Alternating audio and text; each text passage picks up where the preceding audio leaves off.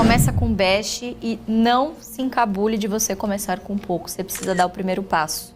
Na bolsa, você tem a realidade e você tem a expectativa. De vez em quando, essas duas se encontram, né? Então, você tem que saber ler nesse momento o que está acontecendo com o setor, se já é uma realidade ou se o mercado já está precificando ali uma expectativa. Talvez os que hoje, na nossa visão, tenham assim, maiores oportunidades sejam os bancos, mas a gente sempre fala dos setores Best. O que é Best? Best é de melhor mesmo, acrônimo de melhor. E são os 5 setores que nós temos em grande maioria nas nossas carteiras. Então é banco, Estou anotando tudo aqui. Banco, energia, seguro, saneamento e telecom. Eu tenho 2. Quais? A minha maior posição em bancos é Santander. Santander? É um banco essencialmente de varejo, né? Então, obviamente que... Olha o varejo surgindo aí. É um banco de varejo de pessoa física, né? Então... obviamente está sofrendo um pouquinho mais com esse cenário de inadimplência, tem que ser mais conservador e tem ali um efeito de PCLD, de PDD, né, que a gente fala no BR-Gap, maior do que os seus players, né. O pessoal fala, bom, taxa de juros alta só é bom para o banco, também é ruim para o banco porque impacta e nesse nível, né, que a gente viu sair de 2 para 13,65, enfim, é extremamente difícil de você lidar com esse cenário, né. Então, você tinha a grande maioria dos bancos tomadas ali em títulos pré-fixados, obviamente isso é marcado ao mercado, então você traz um prejuízo. Agora, com a taxa de juros numa trajetória contrária, talvez os bancos recuperem essa parte de marcação ao mercado. Um outro par do Santander que também gosto, é um dos grandes queridinhos, mas nesse preço acho que não compraria agora. Banco do Brasil. Apesar de ser um banco, veja só a diferença, né? São segmentos de carteira, composição de carteira ampliada, né? De carteira de crédito essencialmente diferentes. Então, hoje o forte da carteira do Banco do Brasil, por exemplo, é o agro. Então, até pelos investimentos todos que o banco faz na área, né? Exatamente. Então, tem assim, é um segmento fortíssimo para o banco, consequentemente é fortíssimo também para a seguradora do banco, que é a BB Seguridade, né? Então, é um nicho muito forte. Então, cada um vai ter um comportamento diferente, tanto que foi o banco aí que despontou, né? Banco do Brasil e Petrobras são as duas ações aí que foram responsáveis por 67% desse rally nos últimos 2 meses aí no Ibovespa. Está no setor. Vejo com muito bons olhos no momento é o setor de seguros. Né? Por quê? Então, todo mundo já está mais ou menos que precificando a queda um corte na taxa de juros, né? Claro que isso ainda é um patamar elevado, mas isso não é muito bom para as empresas de seguro. É bom por um lado. Claro, você tem muito mais prêmios entrando, quer dizer, comercialmente é muito bom, mas uma seguradora ela funciona como um pêndulo, ela funciona como uma grande tesouraria. Ela tem muito recurso lá represado. A gente tem que lembrar que o segurado, ele paga por um serviço que ele reza para não receber. Sim, ele paga para não ter que usar. Exatamente. Então, o floating que essas empresas, elas são grandes tesourarias. Então, quanto maior a taxa de juros, maior vai ser a sua receita financeira, né? Então, obviamente, eu acho que é um setor que agora deu uma estacionada justamente por tentando precificar aí uma queda da taxa de juros e tem coisas bem interessantes. BB Seguridade, Caixa Seguridade são duas que eu gosto bastante também. Então, em seguida, indo na ordem do Best, né, a gente tem também o setor de energia. O setor de energia, nitidamente, geração e transmissão, está passando agora por um período de desalavancagem, né? Muitos deles investiram, então, em novas concessões de transmissão. Inclusive, agora no final do mês tem um leilão bem grande na ANEEL, né? Então, para quem investe nesse setor tem que ficar de olho. Tem algumas empresas bem capitalizadas de olho nesses ativos, né? Como uma Auren, como a TRPL, uma Taesa, né? Então, é sempre um setor que é indicado para o iniciante. O papel de uma transmissora é deixar as torres lá de pé e funcionando. Ela não corre risco de inadimplência no consumidor final, ela não corre risco com inflação, aliás, ao contrário, ela tem contratos de 20, 30 anos corrigido por IGPM ou IPCA. Você tem outras fontes de receita que são OIM, que a gente fala, né, que é da construção dessas linhas de transmissão. Então, quanto mais rápido, quanto mais a sua expertise, né, mais sinergias você trouxer para construir a linha de transmissão, melhor e mais rápido vai vir esse retorno, né? Maior a sua TIR, que a gente fala. Então, um setor, assim, bem beabá mesmo, bem feijão com arroz, porque ele não tem esse componente cíclico, ele tem esse componente de correção da inflação, que também muito me agrada.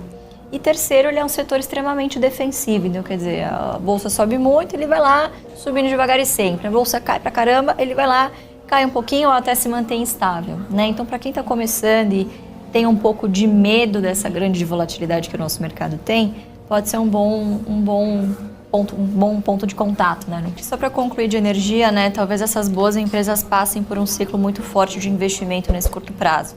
Mas, de novo, quando o seu horizonte é lá na frente, você entende que em determinados momentos o dividendo precisa ser enxugado, esse fluxo de caixa precisa ser reinvestido para que esse dividendo volte saudável e perene assim que possível, né? Assim que esses investimentos, obviamente, trouxerem retorno, né? Então, essa é a diferença de você investir numa empresa varejista, por exemplo, que você sabe que a empresa não pode pagar dividendos porque não sobra margem suficiente para isso.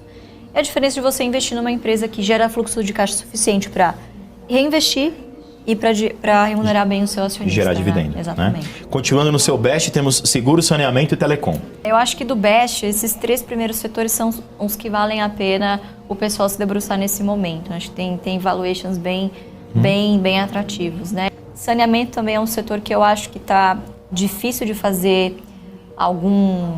prever algum cenário, né? O pessoal estava muito animado até 2019, 2020 com o novo marco de saneamento. Esse assunto ficou um pouco estacionado, depois politicamente voltou à tona de novo com essa tentativa de alterar a MP, né? Que ia ser bastante prejudicial. Então eu sinto aí que a atratividade para o setor privado ainda está atrativo, mas para o investidor que busca dividendo está um pouquinho incerto ainda.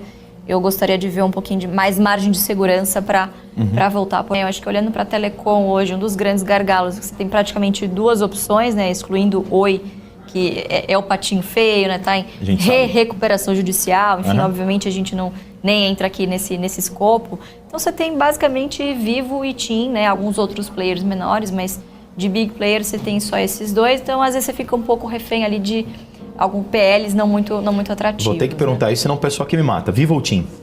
Eu prefiro Vivo. Algum motivo específico? Qualidade, tá bem à frente em fibra, qualidade do balanço, margem redondinha. A empresa tá redondinha, assim, vai se beneficiar bastante. Agora tem um ciclo de investimento bastante importante agora do 5G. E vamos ver, né? Acho que vai vir coisa boa daí, né? Acho que tá bem justificado. Se você tem qualquer tipo de dívida, e muito provavelmente o custo, né, a taxa de juros dessa dívida hoje está elevada, como a gente tem visto nos índices Serasa, enfim, se preocupe em pagar essa dívida primeiro. Né? Porque já vi muitos investidores cometerem esse erro de, bom, agora a bola da vez é a bolsa, eu vou tentar fazer um dinheiro rápido aqui para eu pagar a dívida e resolver a minha vida. Não é assim que funciona. Né? Não é assim que funciona, de novo. Bolsa para quem está pensando em médio e longo prazo. Não aloque recursos de curto prazo que você vai precisar dessa liquidez. Não aloque isso em renda variável. Né? E a segunda dica é você ter uma reserva de emergência. O que você vai colocar na renda variável? Só a caixinha do longo prazo. Então, quer dizer, eu particularmente para minha carteira pessoal não tiro das minhas ações para colocar na minha renda fixa. O que é do longo prazo fica nas ações e aí o que eu vou calibrando? A velocidade com que eu uso o meu caixa. Então, eu compro menos ou mais, mas eu estou sempre comprado em bolsa, porque, obviamente, é o que eu acredito e o dividendo ele é pago em função da quantidade de ações possuídas. Então, quanto mais ações eu acumulo ao longo do tempo, e, obviamente, eu torço para que as ações caiam, para que eu faça aportes cada vez maiores, né? Que eu compre uma posição cada vez maior.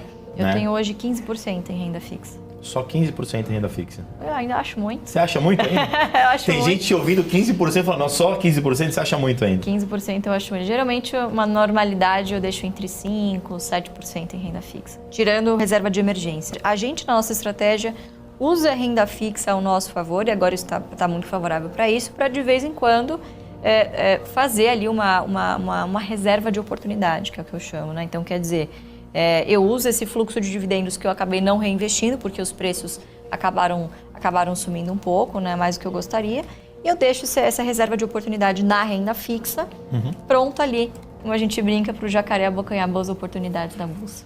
E o momento está muito propício para isso, você usar a renda fixa, claro, para você ganhar uma musculatura nessa sua reserva de emergência. Né? Então, acho que a dica é seja conservador.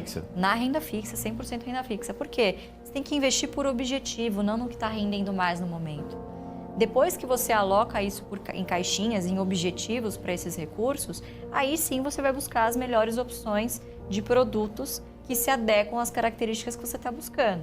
Então, se você está agora querendo pagar uma dívida, formar a sua reserva de emergência, isso tem que ser na renda fixa, porque você vai ter segurança, você vai ter a liquidez e, claro, você vai ter a rapidez desses ativos. Enfim, você sabe que vai estar ali guardado, pronto para que você use isso no curtíssimo prazo. Né?